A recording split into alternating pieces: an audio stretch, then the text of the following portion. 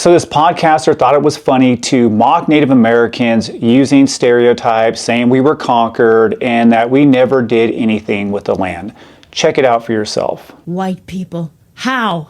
As I smoke my peace pipe. White people were invaders. You took our land. Shut the fuck up. What? Shut up. You were actually conquered. It was conquered, not stolen. Conquered.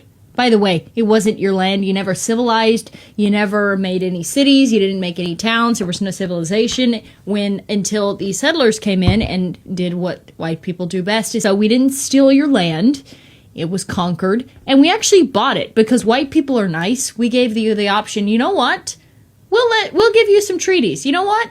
Even though we conquered you, unlike other tribes that would just, evaporate them into thin air, we were like, you know what? You can have your reservations. And in fact, we will give you a check every month. So Indians basically can live without having to work. Let's do some educating. Let me be clear. Indigenous people did in fact own the land. But our concept about land ownership wasn't about fences, deeds, or making money. Indigenous land ownership is rooted in reciprocal relationships. You take care of the land and the land takes care of you. Indigenous communities manage their ecosystems in ways that sustained life for thousands of years. Europeans didn't walk into a wilderness, they invaded a world of abundance. And that abundance was a result of indigenous traditional knowledge. Native Americans did in fact build cities. They studied science and engineering and created agricultural systems that fed millions of people. And this myth that Native people get checks and live for free, that's straight ignorance. And whatever tribal nations receive from the federal government is a result of over 300 treaties signed and ratified by Congress. These are legal contracts. And let me remind you, every one of those treaties was broken. So there's no handouts, freebies, or checks. These are unpaid debts. And per capita payments come from the tribes directly, not from the federal government.